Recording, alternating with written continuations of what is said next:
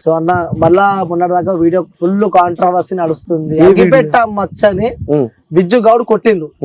So content కోసం తీసుకుపోయి మస్తు కొట్టిందని చెప్పి కూడా వాళ్ళ అక్క అగ్గిపెట్ట మచ్చ వాళ్ళ అక్క కూడా ఆ మీడియాలో మాట్లాడి మనం చూస్తున్నాం. సో వాస్తవంగా ఆ రోజు ఏం జరిగింది అక్కడ? ఇప్పుడు అగ్గిపెట్ట మచ్చ వాళ్ళ ఇంటర్వ్యూ చూసినావు, ఒక సో అండ్ సో ఛానల్ వచ్చింది చూసినావా? అగ్గిపెట్ట మచ్చ గారిని యాంకర్ అడుగుతుండు క్వశ్చన్స్. అప్పుడు ఎవరు ఇస్తుండ్రు క్వశ్చన్స్ కి ఆన్సర్? వాళ్ళ అక్క ఇస్తుంది. తడబడుకుంటూ ఇస్తుంది. యాంకర్ అక్కడ ఒక క్వశ్చన్ అడగలే, అసలు ఎందుకు కొట్టాల్సి వచ్చింది, ఈయనేమన్నాడు అని అంటే ఊరికేనే కొట్టిండు అనేసి అన్న. నేను ఊరికేనే మరి 4 సంవత్సరాల నుంచి నేను యూట్యూబ్ లో ఉన్నా, మరి ఊరికే నేను ఎవరిని ఎందుకు కొట్టలేదు? ఫస్ట్ ఆఫ్ ఆల్ అక్కడ ప్రాబ్లం ఏంటంటే, నేను ఒక 3 లక్షలు పెట్టుబడి పెట్టి ఒక ప్రోగ్రామ్ తీద్దాం అనుకున్నా. ఆ ప్రోగ్రామ్ అనేది ఇప్పుడు మనం జనరల్ గా ఇంటర్వ్యూలు తీసుకుంటాం కదా, అలాంటివి కాకుండా వాళ్ళ దగ్గర ఇప్పుడు బిగ్ బాస్ అనే ప్రోగ్రామ్ కి ఒక స్పూఫ్ లెక్క. ఈ మధ్య కాలంలో ఒక మూవీకి కూడా స్పూఫ్లు వస్తున్నాయి, ఒక సీరియల్ కి కూడా స్పూఫ్లు వస్తున్నాయి. సో అట్లా స్పూఫ్ లెక్క ఎంటర్టైన్మెంట్, నా ఛానల్ ఎంటర్టైన్మెంట్ 10 మంది నవ్వుకోవడానికి. సో అట్లా ఒక ప్రోగ్రామ్ చేద్దాం అనుకున్నాం. మేము లాస్ట్ టైం పెద్ద బాస్ అనే షో చేసినాము, ఇప్పుడు పెద్ద బాస్ చేసినాము. సో ఆ పెద్ద బాస్ అనేది వేరే వాళ్ళది, ఈ పెద్ద బాస్ అనేది నాది. సో దీంట్లో వీళ్ళకి పేమెంట్లు ఇచ్చి అందరికి ఎవరు సాటిస్ఫాక్షన్ వాళ్ళ పేమెంట్స్ ఇచ్చేసి ఒక 5 రోజులు పెట్టేసి చేద్దామనేసి అనుకున్నా. అందరికి కూడా అగ్గిపెట్టే మచ్చ కన్నా ఆఫ్ కన్నా చాలా తక్కువనే అందరికి. ఒక్కొక్కరు 1000-1500 కూడా వచ్చిండ్రు పర్ డే కి. నేను చెప్తుంది అగ్గిపెట్ట మచ్చకు మాత్రమే వాళ్ళకి 20,000 డిమాండ్ చేస్తే మేము 5,000కి మాట్లాడినాము, 10,000కి మాట ముచ్చట అయిపోయింది. ఏంది పర్ డే కి అంటే వీళ్ళు 4 రోజులు ఉన్నారు, 40,000 రూపాయలు. ఇప్పుడు 40,000 రూపాయలు నేను ఆమెకి ఇయ్యలేదు. నేను ఎంత ఇచ్చిన్నో ఆ లెక్క మీకు నేను చెప్తా, ఎంత ఇచ్చినా ఏం కథ అనేది లెక్క మీకు చెప్తా నేను. వీళ్ళు నా దగ్గర 4 రోజులు ఉన్నారు. వచ్చిన ఫస్ట్ డేనే ఆడపిల్లల్ని కొట్టడము, సెక్షువల్ హరాస్మెంట్ చేయడము, వాళ్ళ ప్రైవేట్ పార్ట్స్ మీద కామెంట్స్ చేయడం చేస్తుండు. వాళ్ళు వచ్చిన ఆడవాళ్ళు ఒక 2 ఆడపిల్లలు, చిన్నపిల్లలు, స్వాతి నాయుడు అండ్ బడేల్ రాణి. ఇప్పుడు స్వాతి నాయుడు అండ్ 2 ఆడపిల్లల్ని ఇష్టం ఉన్నట్టు ఆడుకుంటున్నాడు. వాళ్ళు వచ్చి నాకు కంప్లైంట్ ఇస్తున్నారు. నేను మచ్చ ఇది కాదు నా కంటెంట్, నువ్వు ఇట్లా చేయకు, కెమెరాలు ఆఫ్ ఉన్నప్పుడు మాట్లాడకు, నువ్వు వెళ్ళి రెస్ట్ తీసుకో, నువ్వు కావాలంటే తాగు, నీకు ఒక ఫుల్ బాటిల్ మీ అక్కకి ఇస్తా, మీ అక్క నీకు తాగిపిస్తాయి, మేము తాగిపిస్తే నువ్వు వేరే అయిపోతున్నావు, వద్దు అని చెప్పేసి చెప్పిన గిట. ఆ రోజు నెక్స్ట్ డే ఎర్లీ మార్నింగ్ 2:30కి లేచి బయట తిరుగుతుంటే మేము ఆ టైంలో కంటెంట్ రాసుకుంటున్నాము. మేము 11 వరకు తాగినాం. ఎవరు? నేను, మా టీము. తాగడం అంటే కూర్చొని సిట్టింగ్ చేసినాము, మాట్లాడుకుంటూ రేపు ఏం ప్రోగ్రామ్ చేయాలి అనేసి. సో ఇవన్నీ అయిపోయిన తర్వాత స్విమ్మింగ్ పూల్ కి వెళ్ళి కొంచెం స్విమ్మింగ్ చేసినాము. మాకు పొద్దున పుట్ట ఓన్లీ కంటెంటే ఉంటుంది, రాత్రి పుట్టనే కొంచెం టైమింగ్ ఉంటుంది. ఈ 2 గంటలకు బయటకు వచ్చి బయట తిరుగుతుండు, వాకింగ్ చేస్తుండు. అరే ఈడైంది వాకింగ్ చేస్తుండు, సరే ఒక ఇంటర్వ్యూ తీసుకుందాం అని చెప్పి నార్మల్గా ఉన్నాడు. ఇంటర్వ్యూ తీసుకుందాం అని చెప్పి, అరే నువ్వు ఇంటర్వ్యూ ఇస్తావా అనేసి అంటే, నువ్వు నాకు దాగిపిస్తేనే ఇస్తా అని చెప్పిండు. పొద్దున్న 4 గంటలకి, 2:30కి, నైట్ 2:30కి. అరే నువ్వు ఆల్రెడీ అయినావు కదా అనేసి అంటే, నాకు సరిపోలేదు, నువ్వు ఇస్తావు అయ్యావు అనేసి అంటే, సరే పర్లేదు. మనం 2-3 90ల కన్నా ఎక్కువ పోయాము. తాగేది కూడా 60 ml తాగాడు, 90 పెగ్గులు తాగుతాడు. మేము కూర్చోబెట్టిన తర్వాత ఇంటర్వ్యూలో చాలా అగ్రెసివ్ అయిపోతుండు. ఆ వీడియో ఇంకా రిలీజ్ చేయలేదు, చేస్తారు. చాలా అగ్రెసివ్ అయిపోతుండు. ఆ ఒక ఇంటర్వ్యూ వచ్చేసి ఒక 40-50 minutes నడిచింది. దాంట్లో నాకు part 1 part 2 లెక్క వస్తుంది అనమాట. అదే ఇంటర్వ్యూలో మా అక్క 10 రూపీస్ వడ్డీకి నా మీద వచ్చే పైసలు తిప్పుతుంది. మళ్ళా నాకు డైలీ ఒక కమలం బీడి కట్ట, 3 పూటల మందు తప్ప నాకేమి ఇవ్వదు అని చెప్పిండు క్లియర్ గా. ఇదే విషయం మేము లాస్ట్ రోజు కూడా అడిగినాం. ఎందుకంటే మేము వెళ్ళిపోతాం అనేటట్టుంది. ఇది సెకండ్ డే, నేను చెప్పేదేమో సెకండ్ డే. లాస్ట్ డే వాళ్ళ అక్క ఇంటర్వ్యూ చందు అఫీషియల్ గా రిలీజ్ అయిపోయింది నేను. అది మోస్ట్ వైరల్. అండ్ కామెంట్స్ కూడా వాళ్ళ అక్కను బండ బూతులు తిడుతున్నారు. సత్యం అనేది అర్థమైపోయింది జనాలకి. సో ఇంటర్వ్యూ అయిపోయిన తర్వాత 3:30 అవుతుంది, వెళ్ళిపోమని చెప్పినాము. కొద్దిసేపు అటు టైం పాస్ చేసిండు. మార్నింగ్ 4 అవుతుంది, అది 4 అవుతుంది. ఈ బాలు గాని, ఉప్పల్ బాలు గాని ఇష్టం ఉన్నట్టు అబ్యూజ్ చేస్తున్నాడు. ఇష్టం ఉన్నట్టు నువ్వు రా, వాడేదో అమ్మాయి లెక్క, ఉప్పల్ బాలే అమ్మాయి అయితే నువ్వు రా అని ఇట్లా అబ్యూజ్ చేస్తున్నాడు. నేను వెళ్ళి స్టాండ్ తీసుకొని, అందరు ఇప్పుడు మేనేజ్మెంట్ మాట కూడా వింటలేదు. ఒక మేనేజ్మెంట్, ఒక డైరెక్టర్ ఉన్నారు, వాళ్ళు ఎవ్వరు మాట వింటలేదు. అరే వెళ్ళరా అంటే, నువ్వు ఎవ్వరు రా అని చెప్పి నన్ను టార్గెట్ చేసి తిట్టిండు. సో అప్పుడు ఈ కొట్టాల్సి వచ్చింది. మనిషికో మాట గొడ్డుకో దెబ్బ. వాడిని కాలు మొక్తానా? పోరా బాబు అంటే పోతలేడు అనుకో, నేనే పిలిపించినా కదా అని చెప్పేసి కాలు మొక్తానా నేనేమన్నా? వాడు నాకు కంటెంట్ ఇస్తే వాళ్ళ మీకు ఒక వీడియో వేదాంత్ టీవీలో రిలీజ్ అయింది.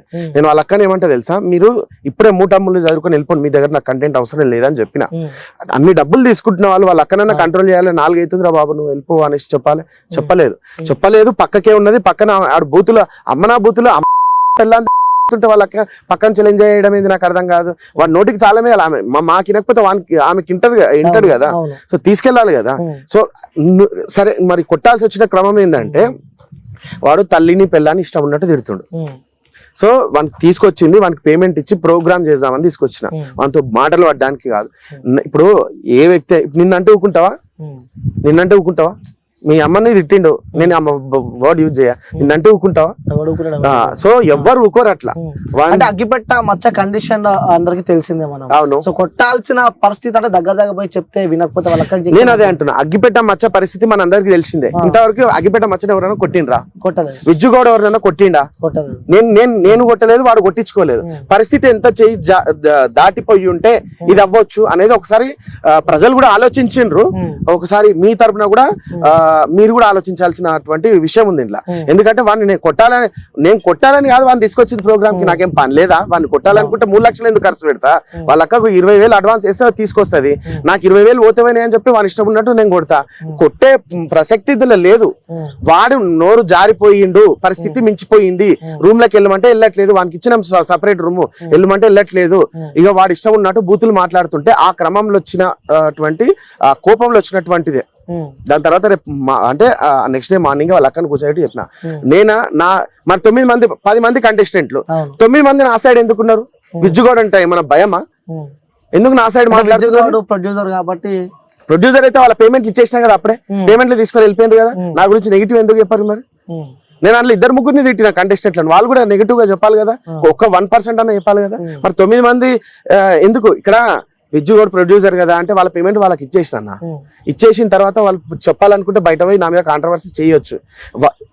ఆడవాళ్లే అవసరమైతే విజ్జుగౌడ్ మమ్మల్ని ముట్టుకున్నాడు, మమ్మల్ని అబ్యూజ్ చేసిండు అని ఏదో ఒకటి కాంట్రవర్సీ క్రియేట్ చేయొచ్చు కదా. ఇక్కడ న్యాయం కంపల్సరీ బతుకుతుంది. ఈ రోజు ఇట్లా కనబడ్డా కానీ మళ్ళీ రేపైనా బయట పడుతుంది. అది వాళ్ళకి ఆ భయం కూడా ఉంటది. ఇప్పుడు వాళ్ళ అక్క ఇప్పుడు జనాలకు అర్థమైపోయింది వాళ్ళ అక్క ఏం చేస్తుంది అని చెప్పేసి. ఆమెకు పిల్లలు ఉన్నారు, వాళ్ళ అక్కకి పిల్లలు ఉన్నారు, వాళ్ళ పిల్లలు ఏం పని చేయరు, చేసినా తూతుమిరే పనులు చేస్తారు అంతే. రోజుకి వచ్చేసి 300 నుంచి 500 కన్నా సంపాదించారు. ఈయన మీద వచ్చిన పైసలతోనే వీళ్ళకు పెట్టుకుంటూ ఈయనకేమిస్తారు చెప్పండి? ఒక కమలం బీడి కట్ట 3 పుట్టల మంది ఇస్తుంది మా అక్క, నాకు అంతకన్నా ఎక్కువ. వాళ్ళ జోబులో డబ్బులే ఉండయన్న, 10,000 సంపాదిస్తుండు. అర్థమవుతుందా? ఇప్పుడు వాళ్ళక్క చేసిన అలిగేషన్ ఇంటర్వ్యూ, ఇప్పుడు నేనేమంటున్నా, ఆమె అబద్ధాలు చెప్పింది కదా, ఒక రోజు రియలైజ్ అవుతుంది కంపల్సరీ. రియలైజ్ అంటే అర్థమైపోతుంది ఎవరితో పెట్టుకుంటే ఏంటి అనేది అర్థమైపోతుంది. నేను వాడిని కొట్టిన ఆ టైంలో ఆ క్రమం ఆ కోపం అట్లుంది. సో వాళ్ళ అక్కకు కూడా అర్థమవుతుంది ఎవరితో పెట్టుకుంటున్నాం ఎవరితో పెట్టుకోవద్దు. వాళ్ళు మేము ఆర్టిస్టులమో అని చెప్పిండ్రు. వీడియో రికార్డ్ ప్రూఫ్ కూడా పెట్టేసి నేను మేము ఆర్టిస్టులమో అని చెప్తుండే. ఎవరు అగ్గిపెట్ట మచ్చ యూట్యూబర్ని నేను, ఆర్టిస్ట్ని నేను అని చెప్తుండే. ఇప్పుడు మరి మతిస్థిమితం ఉందా లేదా? మరి ఆర్టిస్టా ఆయన మతిస్థిమితం లేనోడా? సరే ఇప్పుడు నువ్వు అంటున్నావు వాని పరిస్థితి మనందరికి తెలుసు కదన్నా, వాని కొట్టాల్సిన అవసరం ఏముంది అనేసి నువ్వు అంటున్నావు. వాని పరిస్థితి నీకేం తెలుసు అంటే నువ్వేమంటున్నావు చెప్పు? వాడు ఒక మెంటల్లీ డిస్టర్బెన్స్. ఓకే, మనుషుల్ని వాళ్ళ అక్కని పెళ్లి చేయమని చెప్పినావు వానికి. ఇప్పుడు నేను క్వశ్చన్స్ అడుగుతా. ఇప్పుడు వాళ్ళ అక్కని పెళ్లి చేయమని చెప్పినాము, మీద పడి కొరికేస్తే ఎట్లా దిక్కు అని. అస్సలు అగ్గిపెట్ట మచ్చ కొరక లేదు అని చెప్పి కూడా వాళ్ళ అక్క వాయిస్ కూడా నేను రీసెంట్ ఇప్పుడు వచ్చినప్పుడు అయిన కార్లో నేను పిచ్చలో నా ఛానల్ ఇక్కడ కొరికినట్ట. ఈ చెస్ట్ ఈడ కొరికిండు, నీకు పరేషాన్ బాయ్ సిమ్రాన్ తెలుసు కదా, వాళ్ళ డ్రైవర్ వెనకాల కొరికితే కమిలింది ఇక్కడ. అర్థమవుతుందా? చందుని కొరికిండు. అర్థమవుతుందా? ఇష్టం ఎవరిని పడితే వాళ్ళని చెప్పుతో కొట్టిండు. బాలు గాని చెప్పుతో కొట్టిండు. సరే అది ఓకే, బాలుని చెప్పుతో కొట్టిండు, అది కంటెంట్ లో పెట్టినా కాబట్టి అది కంటెంట్ పరంగా ఓకే అనుకుందాం, పక్కన నొక్కుదాము. రక్తం వచ్చేటట్టు కొరకడం ఏంది? ఇప్పుడు నాకు అది అయిపోయి 20 రోజులు అవుతుంది. ఇప్పుడు చిన్న మార్క్ ఉంటది, కావాలంటే చూపిస్తాను నేను. ఓకే, ఇది ఇక్కడ వైట్ మీకు కనిపిస్తుంది. షర్ట్ మీదకి ఏం కొరికిండి? ఇది షర్ట్ పైకి కొరికితే నాకు నచ్చులు పడ్డాయి. అది ఈ మార్కులు కనబడుతున్నాయా? అవును, ఇవి 2 పనులు అవును కనిపిస్తున్నాయి. అర్థమవుతుంది. సో పరిస్థితి దాటిన తర్వాతనే ఇలాంటి ఈ సిచ్యువేషన్ క్రియేట్ అయింది. నేను ఏం ఫస్ట్ టార్గెట్ చేసి కొట్టాలనుకుంటే అన్న కెమెరా ముందు ఎందుకు కొడతా అన్న, కొట్టినా అని చెప్పాల్సిన అవసరం నాకు కూడా ఏమొచ్చింది.